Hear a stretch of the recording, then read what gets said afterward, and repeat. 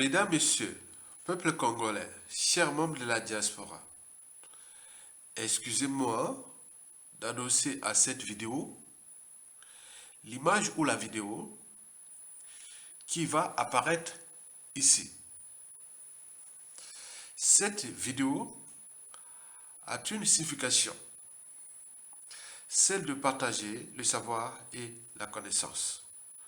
Vous le savez très bien que sous la dictature France-Afrique de Denis Sassou Nguesso au crépuscule, et depuis déjà ces 25 dernières années, l'intelligence est suspecte au Congo, si bien que la matière grise congolaise formée à l'étranger est restée bloquée à l'étranger, et en particulier en Occident. Et celle qui est à l'intérieur du pays a désactivé ses fonctions cognitives. Et pourquoi? Parce que l'intelligence est suspecte. La bêtise, la médiocrité, les compétences, etc. sont encouragées. Si bien que, moi qui connais bien Sassou Nguesso,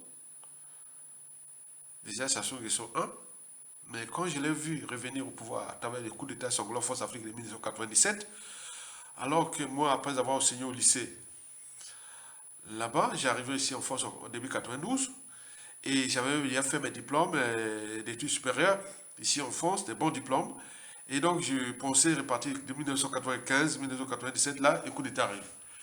Et donc, on s'est dit quand les Sassou Nguesso, j'ai dit non, non, non, non, non, je ne vais pas.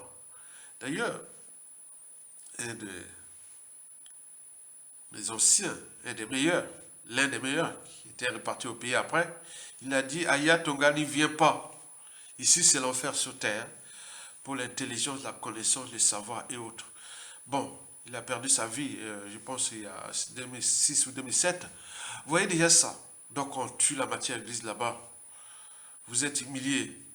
Vous êtes de tout là-bas. Donc, il faut pas aller. C'est interdit. C'est interdit. Et donc, nous qui vivons ici en Occident, européens, ou pour certains nord-américains, bon, c'est, on dit quel gâchis. Quel gâchis. Ce qui se passe dans notre pays, c'est un drame. Le drame est déjà de nous Congolais, et en rapport avec la France-Afrique et tout compagnie. Donc, la vidéo là qui va apparaître là, c'est pour quelque part montrer que voilà, votre ancien professeur de biologie au lycée, qui arrive ici en France avec un bac plus 3, et pour faire les bac plus 4 en SVT, sur de la vie et de la terre, et puis ils vont faire des études d'environnement, développement durable, bac plus 5 pour point. Donc c'est ça. Donc il faut transmettre le savoir et la connaissance. Mesdames, Messieurs, le peuple congolais, chers membres de la diaspora, alors, pourquoi le peuple qui a tout renoncé à sa liberté et à sa souveraineté est très dangereux? C'est très dangereux. Si vous avez des gens, parfois qui ne parlent pas, on peut dire problème d'émotion, il y a des traumatismes, il y a des chocs et autres, tu vois, il y a des gens qui sont comme ça. Mais il faut faire attention. Parce que là, c'est dangereux. D'abord, qu'est-ce que c'est renoncer? Renoncer, c'est abandonner quelque part. C'est résigner. Vous voyez, par exemple, il arrive une catastrophe. Parfois, il y a des gens qui se battent, il y a des gens qui se battent, il y a d'autres qui sont là, ils attendent qu'il y ait la mort. Il y a des gens qui se... Non, non, voilà. Le Congo Brazzaville, depuis le coup d'État du 5 juin au 15 octobre 1997, qui avait déjà coûté la vie à 30 000 Congolais. Il faut aussi ajouter ce qu'on appelait les opérations Mouebara. Mouebara, c'est le nom de la maman de Sassou Nguesso. Comment vous allez donner l'opération de tuer les gens, le nom de ta maman? Non, j'ai jamais vu. Je n'ai jamais cherché partout dans le monde. Même Adolf Hitler n'avait pas donné toutes ces opérations éclairs dans toute l'Europe au nom de sa maman. Mais Sassou l'a fait, l'a osé. Opération Mouebara. Tapez Opération Mouebara, c'est l'opération au nom de la maman de Sassou Nguesso. Donc c'est un dictateur hors pair, criminel hors pair. Donc, depuis 1997, puis arriver ces opérations-là qui ont coûté la vie à plus de 400 000 Congolais. Et depuis, on cesse de tuer. De tuer. Sur différentes échelles. Au pays, c'est souvent, voilà, ils ont ce multi-carte, mais dans la diaspora, et notamment en Occident, en Europe, c'est souvent par les empoisonnements. Et donc là, il en a fait du boulot.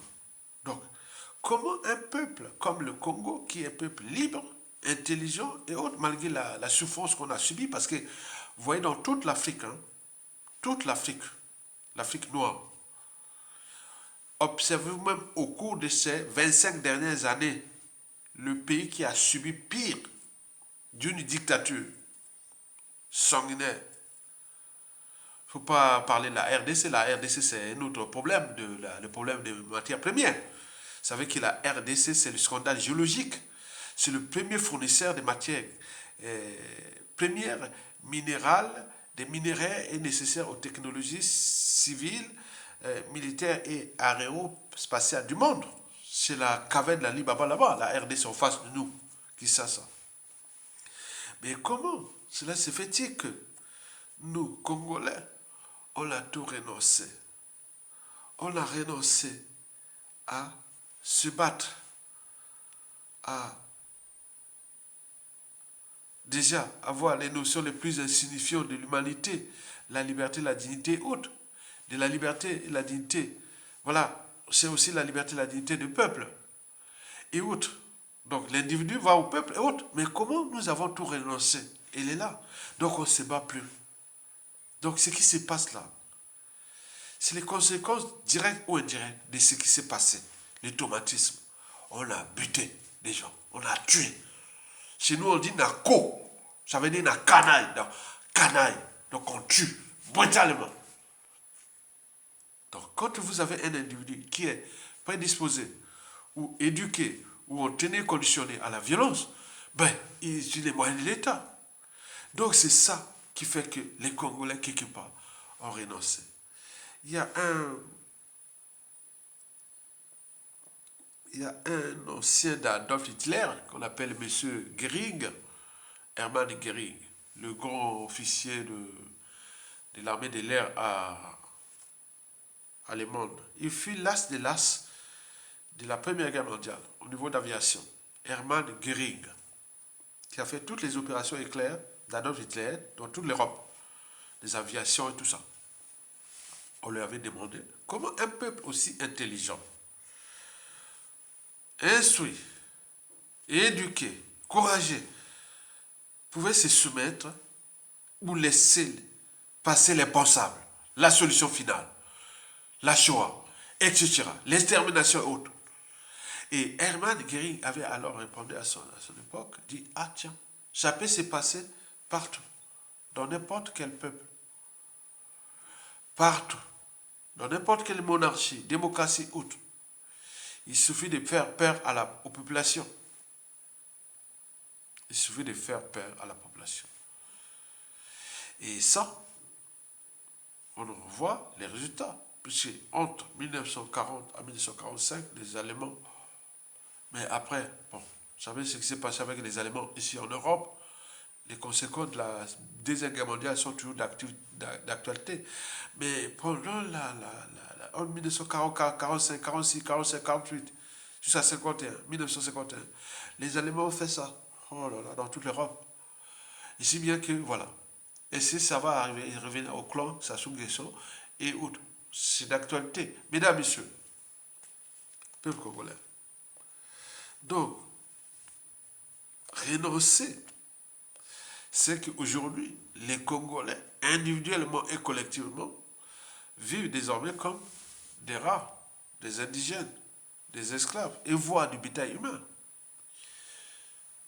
dans toute catégorie socio-professionnelle au Congo, il n'y a pas un seul Congolais qui est à l'intérieur du pays, qui soit membre soit du clan de la tribu, ou de la région de la Kivette, ou du nord, du sud et autres, qui peut se dire qu'il n'est pas traité comme un sujet, l'indigène esclave de Sassou Nguesso. Il n'y a pas.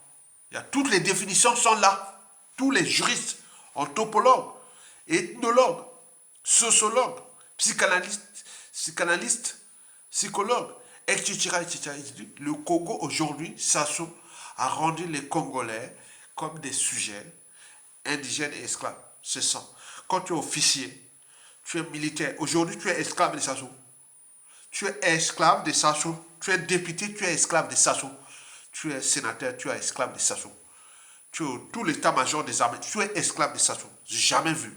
Nous, on n'est pas esclave. Moi, je ne suis pas esclave. Je ne suis pas esclave. Ça, c'est la différence. Vous êtes des esclaves. Bon, ça, on ne peut pas tolérer ce qu'ils ont en train de faire depuis 1997. On aurait déjà pris notre responsabilité pour un être mortel qui n'est que des passages sur terre.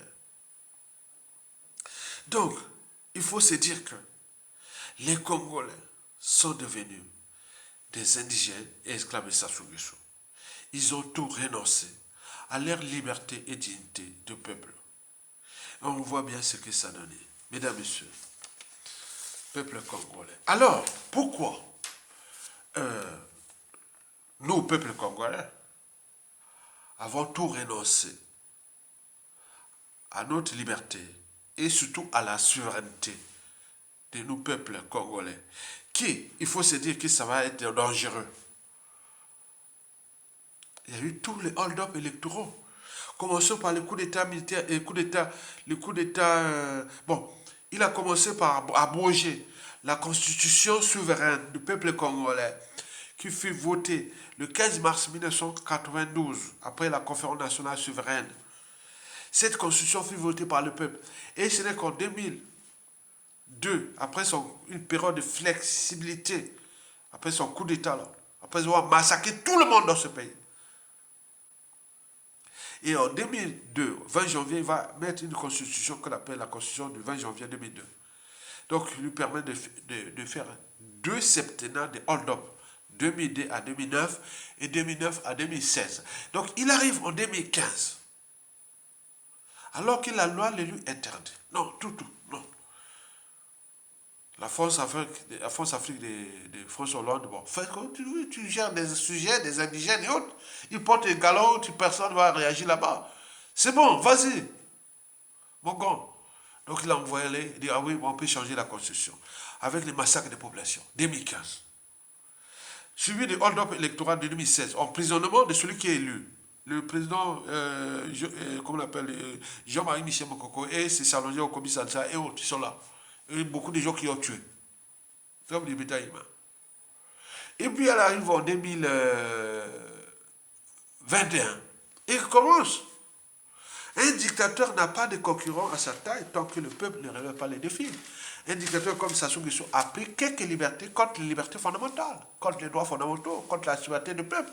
Il n'a des pouvoirs parce que c'est nous qui les laissons ces pouvoirs-là. On en a vu partout.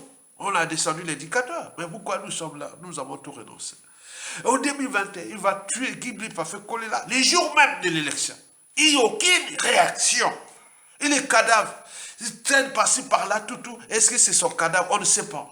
Donc, jamais vu. C'est terrible. C'est ça les dangers. Rien ne se crée, rien ne se perd. Tout c'est ensemble. Alors, quelles sont les raisons pour lesquelles un peuple qui a tout renoncé à sa liberté, à sa souveraineté est très dangereux? C'est pour 5 raisons. La première raison est dans la signification de peuple, la notion même de peuple. Quand on parle de peuple, bon, c'est une densité d'individus ou des tribus ou d'ethnies, de populations, on peut dire ça, qui ont en commun le fait d'appartenir à un pays. C'est ça. Le fait d'appartenir. C'est une sorte d'appartenance. Bon. Un peuple, le peuple congolais, On dit, bon, ben, parce que c'est le fait d'appartenir à un territoire qui s'appelle le Congo, Congo-Brazzaville aujourd'hui.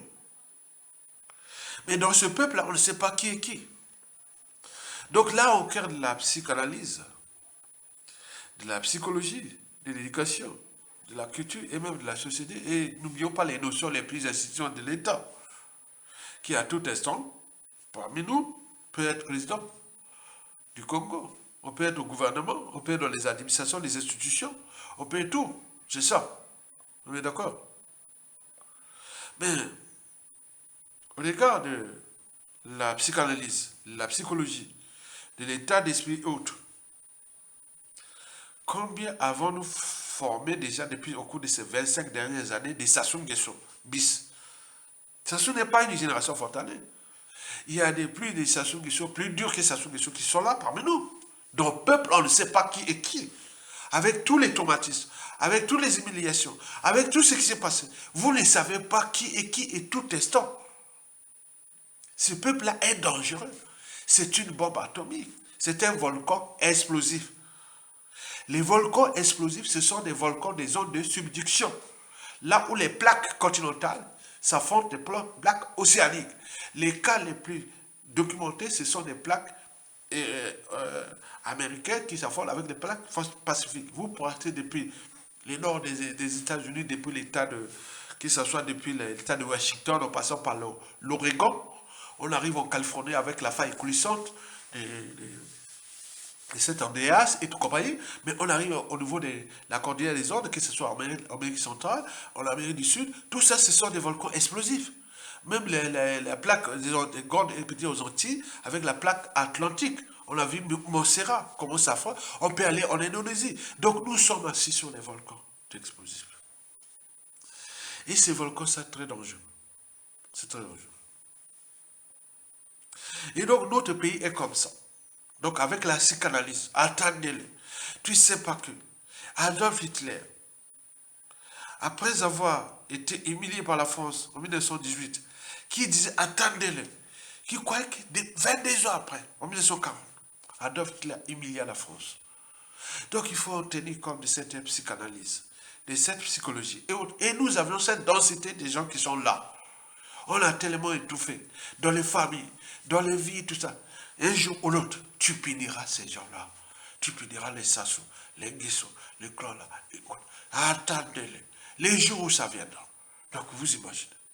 Deuxième raison pour laquelle le peuple qui a tout renoncé est très dangereux, est déjà psychologique.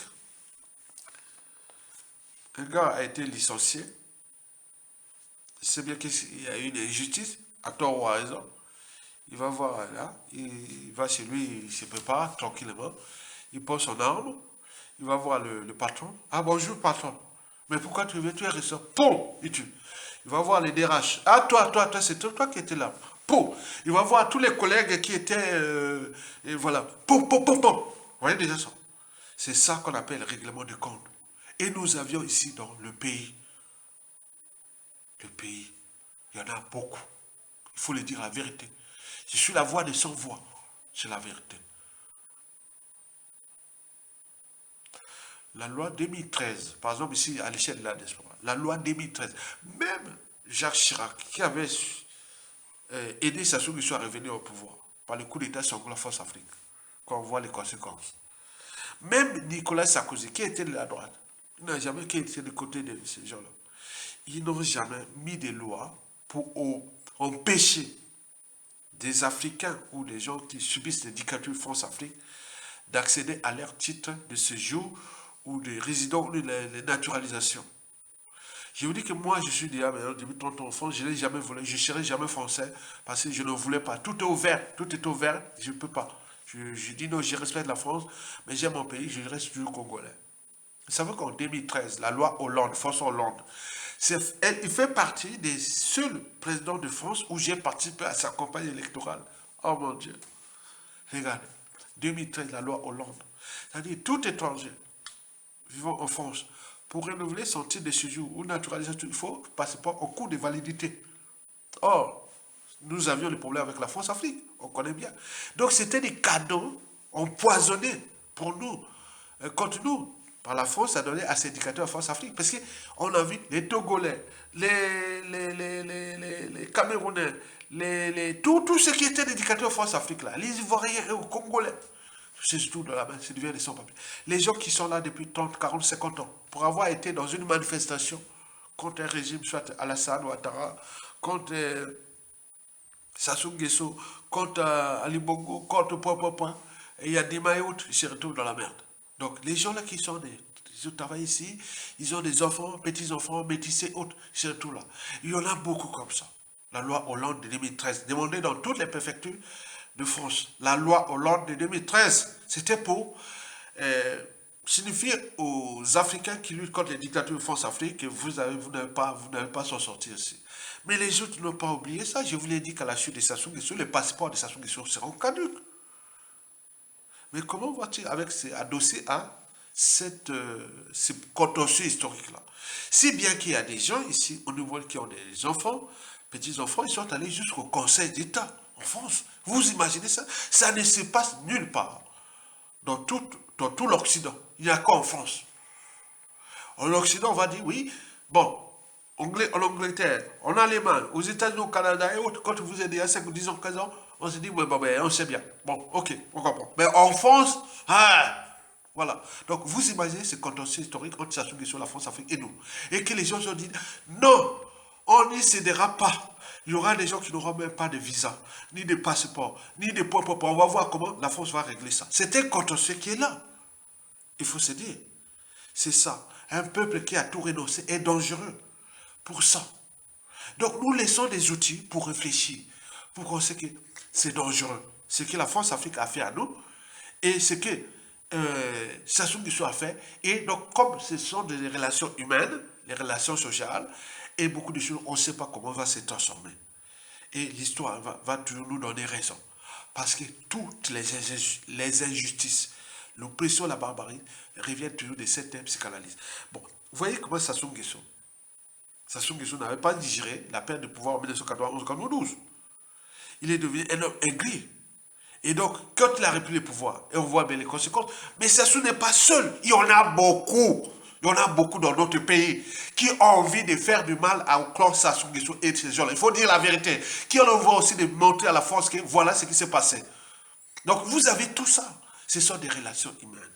Mesdames, Messieurs, peu de problème. La troisième raison sur 5, elle est politique. On regarde déjà de ce qui précède. En effet, Denis Sassou Nguesso a fait ce qu'il a fait. Les autres, on a tout appris. Vous savez que le cycle de vie bourreau-victime est réversible. Donc nous avions 97% de victimes du Congo, du nord au sud, de l'est à l'ouest, dans toutes les familles, les tribus hautes. Mais à tout instant, ces gens-là vont prendre le pouvoir. Aujourd'hui, la situation est comme ça.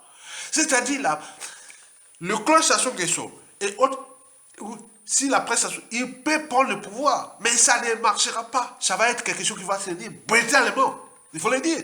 Donc, d'où l'intérêt de comprendre déjà ce que nous laissons. Donc, il faut le dire. Qu'au niveau politique, ils n'ont plus de choix. C'est-à-dire, c'est pour conserver le pouvoir et continuer à augmenter cette énergie potentielle de haine, de recul, de psychologie, de psychanalyse que vous avez fait. Et que les autres sont en train de transmettre ça au niveau des enfants, petits-enfants et autres. Attendez-les, tu puniras ces gens-là. Il y a des gens qui parlent à leurs enfants, petits-enfants, autres. Un jour ou l'autre, il faut les punir, ces gens-là. Ça s'est passé ailleurs. Vous voyez déjà ça.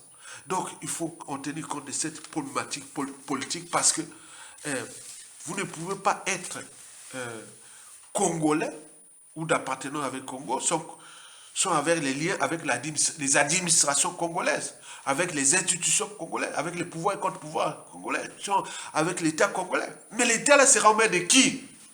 Attends, c'est terrible, hein? Tu vas voir là que tu arrives dans une administration, tu t'appelles Sassou Nguesso, des pieds dans des routes, tu vas voir comment, hein, même dans une épreuve, au Congo, en Afrique, c'est comme ça. Tu arrives là dans une épreuve de tout. On te dit, il y a 3 notes. La note écrite, la note est en haut pratique. Il faut la troisième note, la note orale. Toi, tu as même, si l'enfant est bon, ou le gars est bon, il trouve 15 sur 20 en écrit.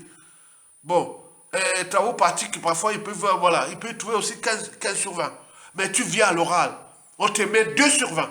Quand tu vois 15 plus 15 égale 30, plus 2 égale combien? Divisé par 3. Ta note est diluée, tu te retrouves à 7 sur 20, tu passes pas. NACO.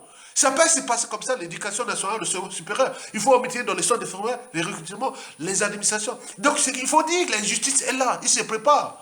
Donc, il faut dire qu'il y a des mécanismes. Tu vas voir là, tu arrives là, passeport, que ce soit ou national. Non, non, c'est pas ta nationalité. Tu t'appelles qui? On va te fouiller de tous les côtés. Tes gens là vont se faire. D'abord, il y aura des déboutés des nationalités au Congo. Il faut le dire, il y en a beaucoup qui vont se préparer. Et déboutés de ça. Donc nous sommes là pour canaliser cette énergie. Pour, ne faites pas ça, commencez maintenant avant que la chute. Mais si vous ne faites pas maintenant, ouvrez les vannes, qui voilà, on a fait du mal. Mais non, c'est fini. Donc vous aurez perdu. Mesdames, Messieurs, peuple congolais, quatrième et avant-dernière raison est culturelle. Parce que chez nous, avant d'être d'appartenance, pour être politique, pour être homme politique et tout, on est d'appartenance tribale. Moi, je fais partie d'une grande tribu du Nord, hein, les tribus de quoi à cheval sur l'équateur, hein, tu vois.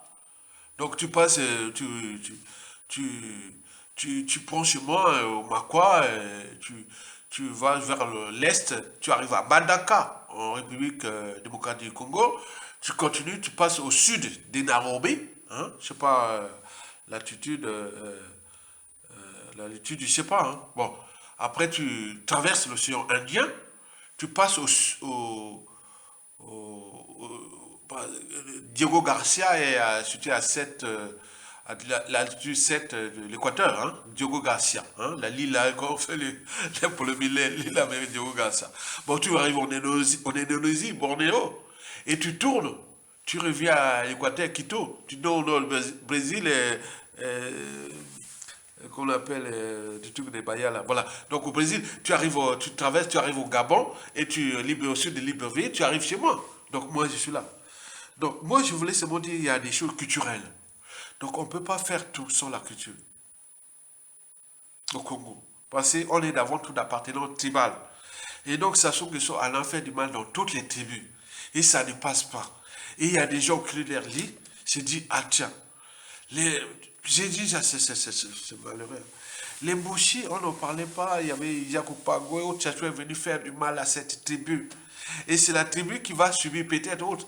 Parce que c'est ce qui s'est passé dans le pool là, ou dans les Nimolais. Les gens, un gars qui va faire quoi? Il va installer, comme j'ai vu dans les réseaux, hein, ils vont installer comme ils ont fait au pool, la zone de Tiong, de Bine, Olo, Oyo, Bouya, Lombo, Tika, Pika, tout ça, ce sera comme ça se voit au pool là. Comment le poule va être, on coupe les arbres, mais un tordu qui va venir faire ça dans le... il faut le dire, tout est maintenant visible. Avant tout, il n'y avait pas les médias, les réseaux sociaux, on parlait dans les trucs comme ça. Maintenant, là, tout est visible. Mais tu vas venir, les gars, un tordu, hein, qui va venir couper les arbres là, c'est les bochis là, au Bouya, au Dou, au Chikapika, tout autour, il va foutre les bazars. Hein? Donc c'est comme ça, Hitler l'a fait contre la foi. On peut en multiplier les exemples. Donc il faut faire attention à des peuples qui ont tout renoncé. Parce que c'est une énergie qui est stockée. Et après, poum, ça explose. Donc dans les cycles de vie et énergie matière, on parle des tourbières. Pour ce sont des consommations de CO2. J'en ai passé dans les trucs, ça sent mauvais. Oh là là, c'est les pôles en décomposition. Bon, voilà. Donc c'est la biologie végétale, je sais, et la géologie aussi. Bon, donc moi je connais ça, donc j'ai vécu ça. Donc, vous êtes là toujours en ville et autres. Moi j'ai vécu la jungle, j'ai vécu tout. Hein. J'ai fait des expéditions de chasse, de pêche, demandez là-bas. Hein. Aya Tonga a fait des expéditions dans la jungle équatorienne. On va passer 2 mois dans la jungle pour la pêche, pour tout. Moi je l'ai fait, hein, moi. Donc j'avais même pas encore 20 ans. Hein. 25 ans, 22 ans, je n'ai pas fait, j'ai fait ça. Hein. Attends, ailleurs, vous savez là, ils savent là-bas au pays. Hein. Donc, ça c'est très bien. Donc il faut comprendre que les enjeux culturels là, c'est ce qui est dangereux. Parce que nous, avec la géopolitique nord-sud, et nous, au nord là, on se dit, ah tiens, demain, l'énergie dit, ah tiens, on a quand même aillé des Ayatonga. Et bon, ça peut calmer les choses, hein, mais on ne sait pas, il va oublier aussi. Ayatonga ne dit pas, voilà, donc comprenez ça. La cinquième et la dernière raison est géostratégique. Géostratégique parce que ce monde est en guerre. Le monde est dans une phase où ça peut se chambouler. Et donc, dans un conflit majeur, ou de la réorganisation ou le repositionnement des forces. Mais à l'échelle de notre pays, ce sont les victimes des Sassou aujourd'hui qui seront les maîtres du monde. À l'échelle congolaise, à l'échelle sous-régionale, c'est les victimes d'aujourd'hui. Donc si vous ne mesurez pas les conséquences à venir, vous avez perdu. La France-Afrique doit aussi en tenir compte de ces bouleversements. Et donc moi je voulais seulement vous dire que pour la cinquième et la dernière raison là, elle est dangereuse. Parce que Sassou s'est entouré des alliés étrangers pour piétiner, fracasser tout le monde dans ce pays. À l'échelle de la diaspora, vous avez entendu parler des problèmes de passeport, de visa, de qui se passe à l'échelle France-Afrique. Beaucoup ont appris. Donc il y aura des réorganisations, on ne sait pas. C'est nous-mêmes, les Congolais, qui on va subir. On va subir. Ce n'est pas le problème qui vient en France, puisque les autres disent dans les réseaux officines qu'il y aura moins en moins de Congolais formés en France. Donc toute bourse supérieure, études, c'est appelé des mots. Les gens ne viennent pas en France, ils viennent dans les pays où il y a des possibilités de démocratie, de développement, de plein de choses comme ça. Beaucoup, il y aura moins de Congolais envoyés en France pour les 30-50 prochaines années, on le sait. Et donc, vous devez en tenir compte de ces situations qui vont se dessiner et donc nous préparer à quelque chose de nouveau. Mais ça soit eu le temps de piétiner, fracasser les Congolais dans le contexte historique qu'on connaît de la fin de la guerre froide et de la projet de la France-Afrique. Et aujourd'hui, la France-Afrique est en déclassement et ça va être le processus qui sera inéluctable. Maintenant, comment Sassou, les clans, Sassou Nguesso et tout ça vont-ils trouver des alliés pour dire à la France ou à la France-Afrique qu'on va tuer éternellement les Congolais, les priver de liberté, de dignité, de citoyenneté en France? Vous imaginez quelqu'un là depuis 30, 40, 50 ans et qui ne peut même pas être renouvelé son titre de séjour parce que ça ne soulève pas de problème de passeport à cause de la loi Hollande. Vous imaginez que cette loi va se terminer? Demandez la loi Hollande. François Hollande là. Oh là là, c'est terrible. Bon, je vous laisse comme j'ai trouvé. À bientôt.